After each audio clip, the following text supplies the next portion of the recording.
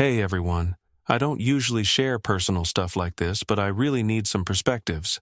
This is a messy story, and it's going to take a while to unpack, so bear with me. Let me start from the beginning. Growing up, my family wasn't exactly what you'd call picture perfect. My parents split when I was 9, and life kind of fractured along with their marriage. I stayed with my mom most of the time while my dad became the weekend parent.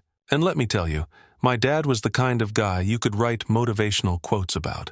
He was steady, dependable, and always made sure I felt loved. Even after the divorce, Dad never missed a single birthday. He helped me with school projects, drove me to soccer games, and made every weekend an adventure. He was my rock. My mom, on the other hand, well, she had a different approach to parenting. It didn't take long for Mom to meet someone new. Enter Roger, her shiny new boyfriend. He worked in sales, always wore designer clothes, and had a car that looked like it belonged in a rap video. At first, he seemed nice, one of those cool stepdad types who would bring me candy and tell corny jokes. But things shifted after my half-sister Kelly was born. Suddenly, I wasn't just Mom's kid anymore. I was the outsider. It wasn't like it happened all at once. The shift was subtle at first. Roger started making comments like, "Don't you think you'd be happier spending more time with your dad?" Or, "It must be tough not having your real family around." Little digs, you know. Things that didn't seem too bad in the moment but added up over time. And Mom? She laughed them off like they were nothing. It wasn't just the comments, though. Roger acted like I was an uninvited guest in their perfect little life. He'd rearrange the house and casually forget to put my stuff back. Once he even moved all my things into the garage, claiming, "This house isn't a storage unit for your dad's leftovers." Mom barely blinked. Then there was Kelly. She was Roger's pride and joy, and the way he treated her was night and day compared to how he treated me. Kelly was the golden child. I was the ghost. I tried not to let it get to me. I told myself it was just how things were now. But then, when I was 14, I overheard something that changed everything. One night, I was heading to the kitchen for a glass of water when I heard Roger talking to Mom. His voice was low, like he didn't want to wake anyone. "We don't need Mark's child support anymore," he said. "My promotion covers everything. She'd be better off living with her dad." Mark is my dad, by the way. I froze in the hallway, clutching my glass as Mom's voice drifted back. "You're right. I'll talk to her tomorrow." I felt like the floor had dropped out from under me. I wasn't a person to them. I was just another problem to offload. The next day, Mom sat me down at the dining room table, smiling like she'd rehearsed it in front of a mirror. "Sweetie, we've been thinking, and we believe you'd have more opportunities living with your dad full-time.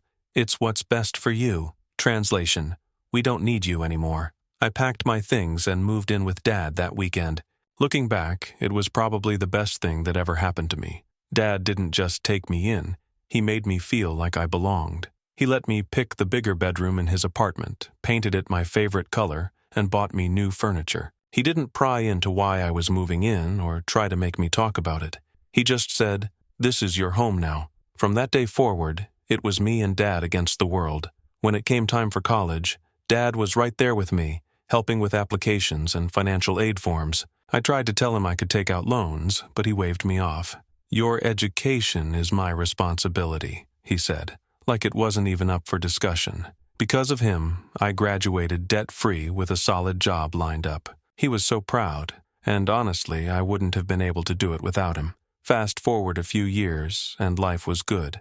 I had my own place, a job I loved, and I still saw Dad every Sunday for dinner. But then, last year, everything changed. Dad was diagnosed with late-stage cancer. It was like the ground disappeared beneath me. One day, he was fine, and the next, we were sitting in a sterile hospital room, talking about treatment plans and survival rates. He fought hard, but it wasn't enough. Within 4 months, he was gone. I've never felt grief like that before. It was like losing my anchor. For weeks after the funeral, I was completely adrift. Work, home, repeat. That was my life. And then, out of nowhere, my mom called. When my phone rang, I almost didn't pick up. The number wasn't saved in my contacts, but something made me pause. Curiosity, maybe, or instinct. I swiped to answer, not knowing it was about to change everything. "Hello?" I said cautiously. "Samantha," came the voice on the other end. It's your mom. I froze. I hadn't heard from her in years. No texts, no calls, just radio silence since I moved in with Dad. And now here she was, casually dropping back into my life like it was no big deal.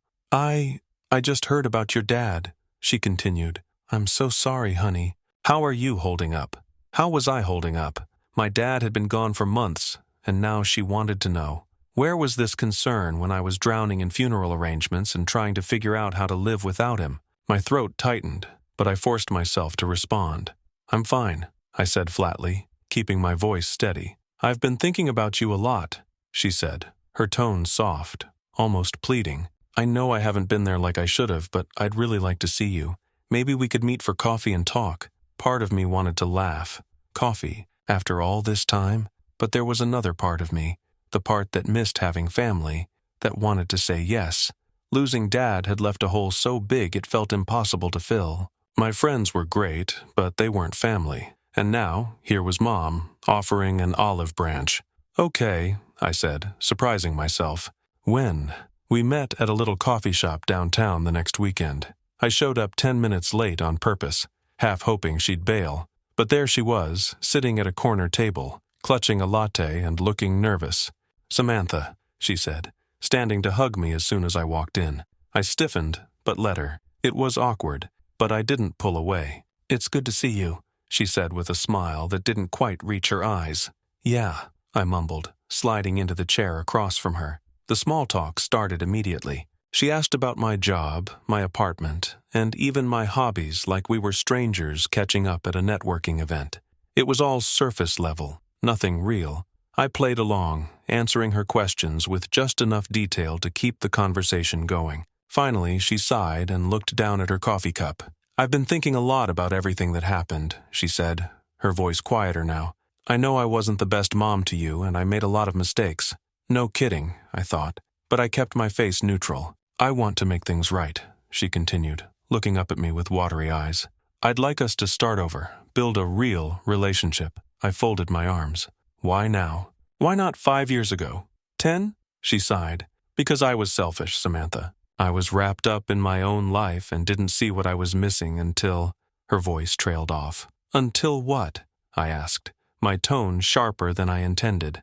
Until Roger died, she admitted, her voice barely above a whisper. He had a heart attack a few months ago. I blinked, caught off guard. Roger, the man who made me feel like I didn't belong in my own home, was gone. I wasn't sure how to feel. Sad? Relieved? Indifferent? And you didn't think to tell me? I asked, unable to keep the edge out of my voice. I didn't think you'd care, she said, and for once, she sounded genuinely regretful. But after he was gone, I realized how much time I'd wasted, how much I'd lost. I sat back, trying to process. Her words felt sincere, but there was still a part of me that couldn't fully trust her. I can't change the past, she said, her voice cracking slightly. But I want to try, if you'll let me. There was a long silence as I stared at her, searching her face for something real. Was this the same woman who shipped me off to Dad's without a second thought? Or was she someone different now, someone who'd learned from her mistakes? Against my better judgment, I decided to give her a chance. Not because I trusted her, but because I wanted to believe people could change. And maybe, just maybe, we could have something close to a normal relationship. Okay, I said finally. We can try. Her face lit up, and for the first time I saw a glimmer of hope. We started meeting up more regularly after that. Coffee turned into lunches, and lunches turned into dinners at her place. It was weird at first, like we were strangers trying to build something from scratch. But over time, I started to let my guard down. She even introduced me to my half-sister, Kelly, who was now 23 and still living at home. To my surprise, Kelly was funny in a sarcastic, self-deprecating way. We bonded over Mom's quirks, and before I knew it, I was visiting their place every couple of weeks. For the first time in a long time, it felt like I had a family again, almost. But deep down, I couldn't shake the feeling that the other shoe was about to drop. For a while, things actually felt normal. Well, as normal as they could get. Mom started acting like a real parent for the first time in years. She'd ask about my job, cook my favorite meals when I visited, and even text me random photos of Kelly doing something ridiculous. I started to believe that maybe, just maybe, we could rebuild something. But that feeling didn't last. One evening after dinner, Mom asked if we could talk. I should have known something was up from the way she kept glancing at Kelly, who quickly excused herself to her room. Mom sat me down at the dining table, took a deep breath, and launched into a story about her back. Apparently, she needed surgery. Serious surgery. The doctor says if I don't get it soon, I might not be able to walk properly again, she said, clutching her lower back for emphasis. It's just so expensive, Samantha. My insurance won't cover it. I frowned. How much are we talking? $20,000, she said, like it was a normal amount to ask for. Up front. My stomach sank. 20 grand? Sure, I was doing well for myself, but I wasn't swimming in money, and the way she was looking at me, it wasn't just a request. It was an expectation. Mom, I hesitated, trying to find the right words. That's a lot of money. Have you looked into payment plans or other options? She sighed dramatically, like I'd just suggested she sell a kidney. I wouldn't ask if I had any other choice, Samantha. This surgery is serious. I hate being in this position, but I don't know what else to do. I stared at her, my mind racing. I wanted to believe her. I really did. But there was a small, nagging voice in the back of my head whispering, "This doesn't feel right." Still, the idea of her in pain, even after everything, was hard to stomach. "Okay," I said reluctantly. "I'll help, but only half now. I want to see the hospital bill before I pay the rest." Her face lit up like she'd just won the lottery. "Thank you, Samantha. You don't know what this means to me." I transferred $10,000 to her account that night. For the next few days, I tried not to think about it too much. I told myself I was doing the right thing. She was my mom, after all, and despite everything, I couldn't just ignore her if she really needed help. A week later, she and Kelly told me they were flying out of state for the surgery, some specialist hospital apparently. "It's the best place for this kind of procedure," Mom said, her voice full of gratitude. For the first couple of days, everything seemed fine. I texted her to check in, and she replied with updates like, "It's a process. Lots of tests first. Surgery is tomorrow. I'll keep you posted." I didn't press for details because, honestly, I didn't want to seem paranoid. But then, Christmas rolled around and everything started to unravel. It all started with a message from my friend, Rachel. "Hey, I thought your mom was having surgery. Check this out," she wrote, attaching a screenshot. I opened it, and my stomach dropped. It was a photo from Kelly's Instagram story, and she wasn't in a hospital bed or a recovery room. She was standing in front of the Eiffel Tower, grinning like she'd just won a free trip to Paris. At first, I thought it had to be a mistake. Maybe it was an old photo she'd reposted. But then I checked her other stories. There she was, shopping at designer boutiques, posing with Mom in front of a Christmas market, and dining at what looked like a 5-star restaurant. Paris, not exactly known for groundbreaking back surgeries. I stared at my phone, disbelief giving way to anger. This wasn't a mistake. This was a vacation, funded by me. I called Mom immediately, my hands shaking as I dialed. She answered on the second ring, her voice syrupy sweet. "Hi, sweetheart. How are you? How's recovery going?" I asked, trying to keep my voice steady. "Oh, it's going great," she said. "The surgery was a success, and I'm starting physical therapy tomorrow." "Where are you staying?" I asked. "The hospital or a hotel?" She hesitated just for a second before saying, "Oh, the hospital has this partnership with a recovery center. It's very comfortable." Comfortable. Sure. I didn't press further. Not yet.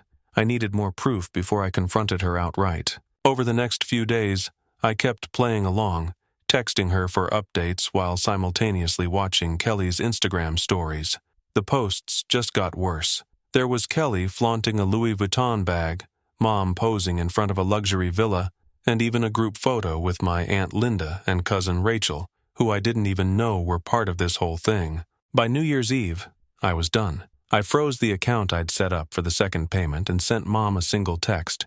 "I know you're not at a hospital. Don't contact me again." Her response came almost instantly. "Samantha, it's not what you think. Please let me explain." But I didn't want her explanations. Not anymore. After I sent that text, I thought it was over. I'd caught her in the act, frozen the account and cut her off. But my mom wasn't the kind of person to accept consequences quietly. The chaos was only just beginning. For the next week, my phone blew up, calls from unknown numbers, emails from throwaway accounts, even messages from Kelly. They all had the same vibe. You don't understand the whole story. We need to clear the air. Please unblock us. There was nothing to clear up. They'd lied, stolen my money, and gone on a luxury vacation while pretending it was for life-saving surgery. What part of that needed clarification? Then it got weirder. One day at work, I got an email with the subject line, "Urgent. Hospital bill attached." My heart sank as I opened it. Sure enough, there was a PDF labeled invoice. I clicked it, already skeptical, and found myself staring at the worst forgery I'd ever seen. The hospital logo was blurry and stretched, like they'd copied it from a low-resolution Google search. The address wasn't even for a hospital. It was for a medical supply store in California. And the payment section? It listed my mom's personal bank account. I couldn't even be angry. It was just pathetic.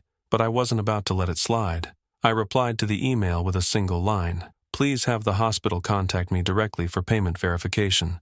Less than an hour later, Mom emailed back, "That won't be necessary. The hospital only accepts payments through me because of their unique billing system." Unique billing system. Sure, and I was supposed to believe that?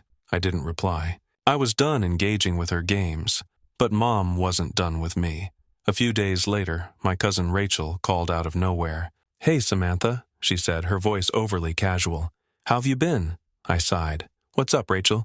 "Well, your mom mentioned she's in a tough spot. She didn't go into details, but it sounded serious." Serious. Like the rent she hadn't paid while gallivanting around Paris? Or the designer bags she bought with my money? I bit back the snark and kept my tone neutral. She made her choices. It's not my problem anymore. Rachel paused. "I get it," she said finally. "But just so you know, she's been calling everyone in the family, trying to get help. Grandma told her off, though. That surprised me.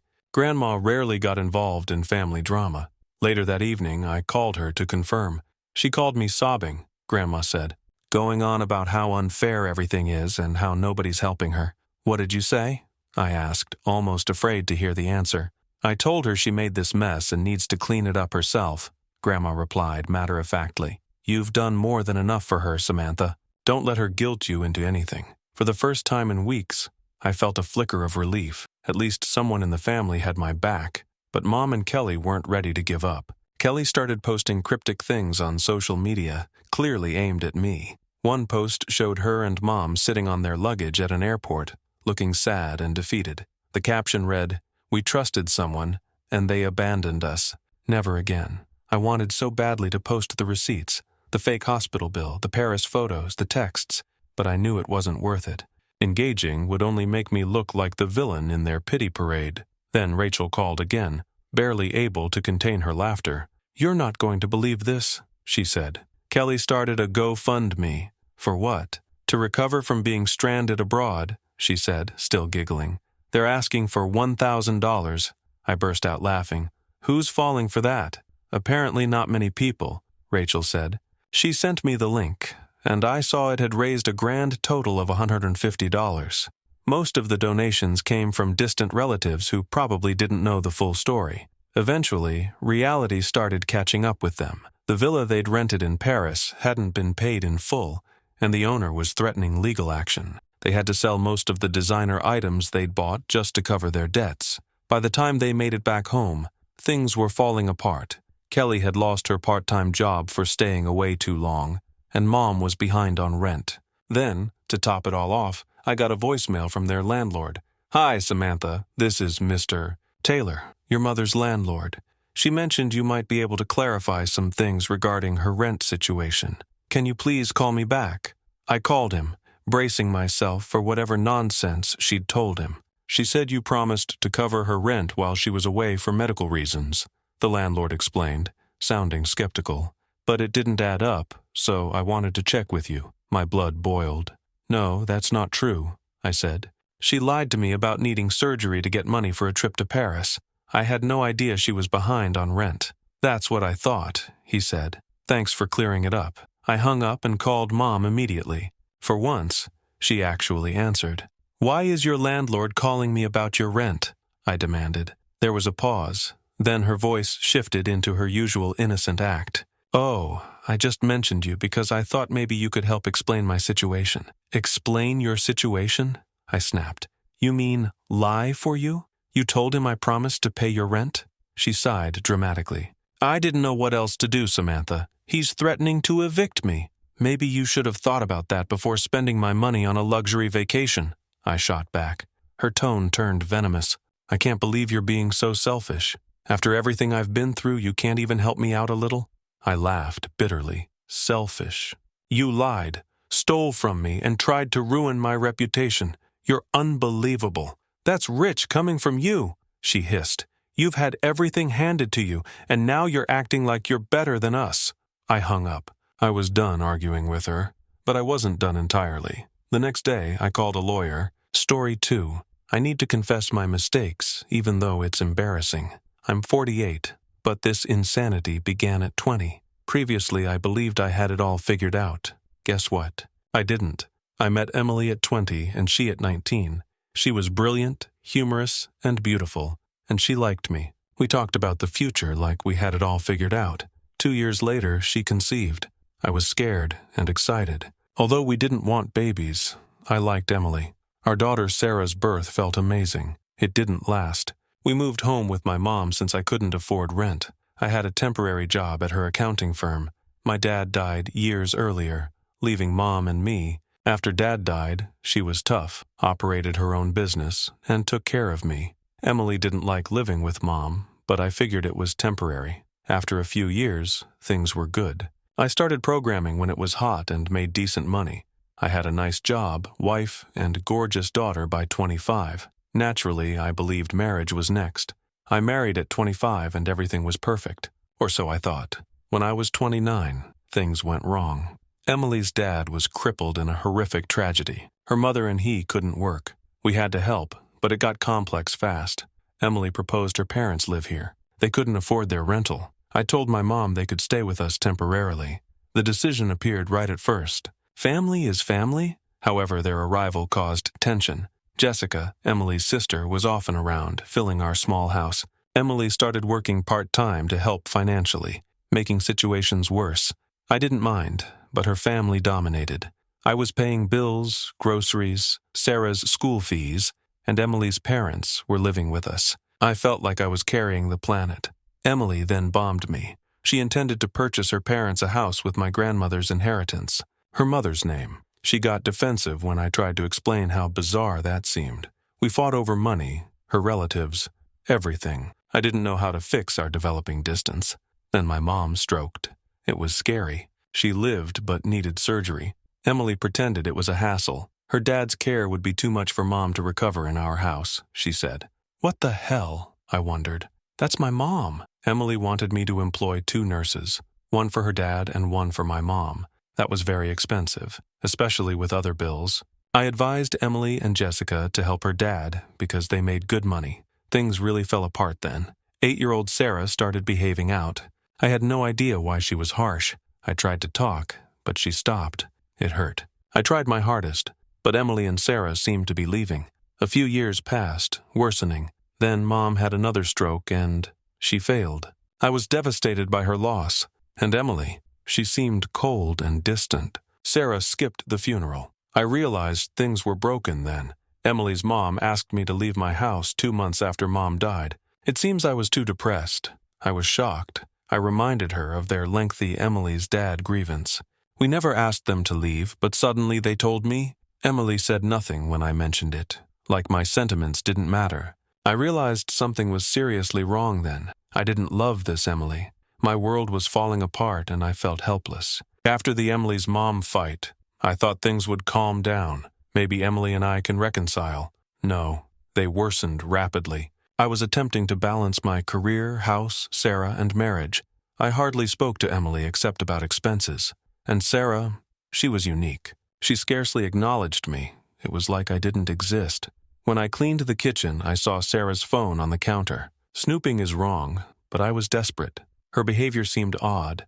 I spotted that after unlocking the phone. I froze when the message appeared. It's good the old witch is gone.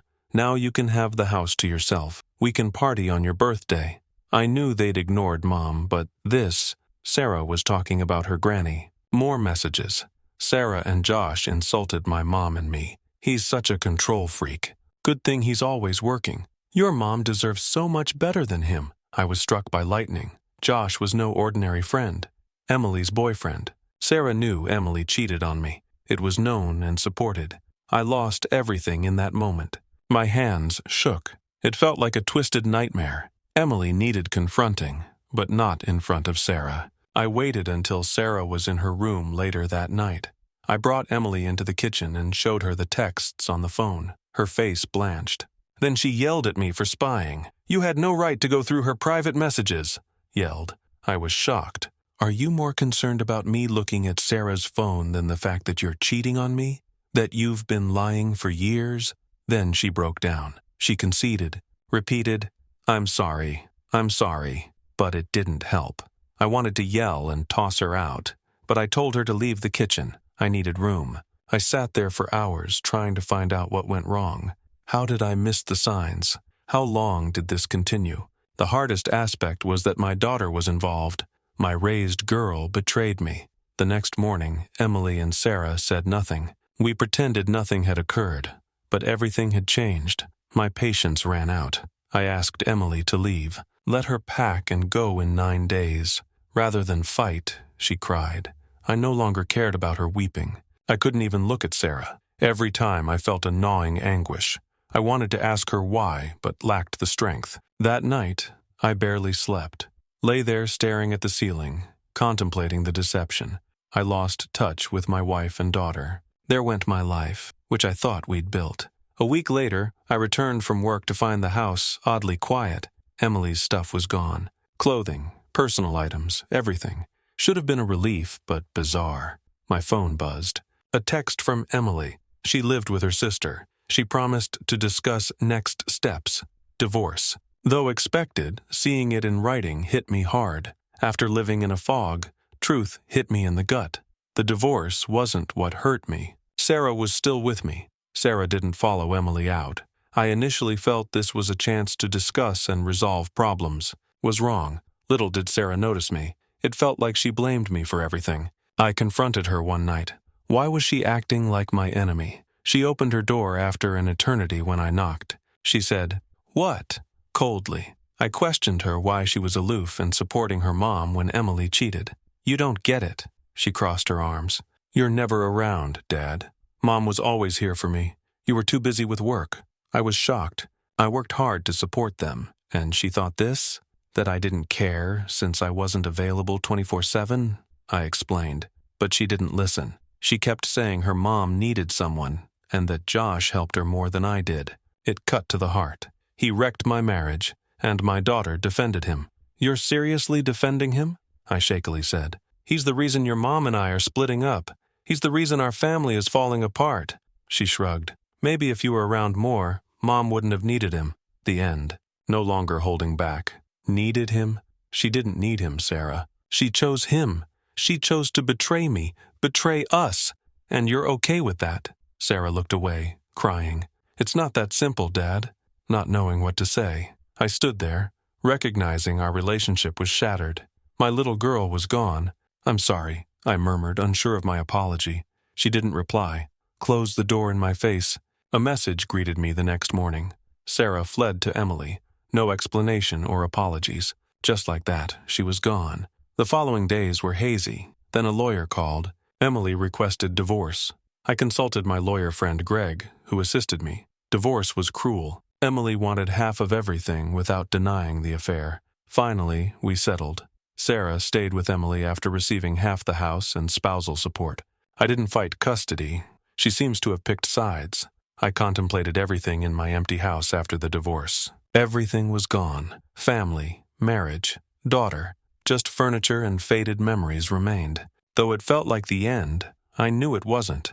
The start of something different. That something was unknown to me. It grew worse. Suffocating quiet filled the house.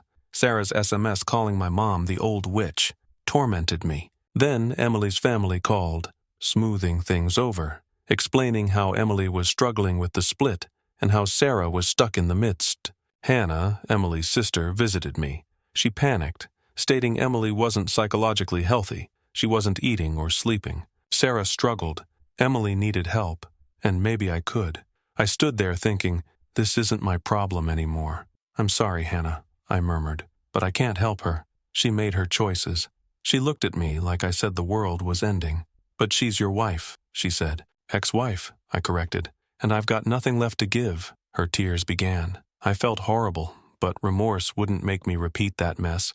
A few days later, Greg called. Emily was in a mental hospital. She broke down. Hearing it impacted me harder than expected. I wanted to spare her. Sarah texted me that night, the first since she departed. She apologized for everything, said she didn't know how to handle events with her mother. I delayed replying. One part of me wanted to forgive her, but the other part remembered all the lies and couldn't.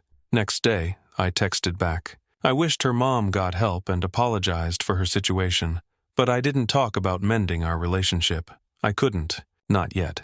Josh unexpectedly arrived at my home. He looked bad, hissing, "I didn't mean for it to get this far. I didn't mean to ruin everything." I was shocked. I snapped, "You didn't mean to. You had an affair with my wife. You knew exactly what you were doing." He nodded. I know, I'm sorry. I don't know how to fix it." "Fix it?" Nearly laughed. "You can't fix this." He raised his tired, crimson eyes to me. "She's not doing well, man. Emily, she's in the hospital because of me." I nearly felt sorry for him. Almost.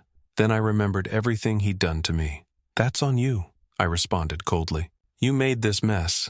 You deal with it." He didn't argue. He muttered another sorry and left. After that, it seemed finished. Still, I felt bad. Greg informed me Emily will likely contact me after being released from the hospital. Emily sent me a message. She apologized again, admitting she'd wrecked everything. She said Sarah was struggling and afraid to contact me. I studied that message for hours.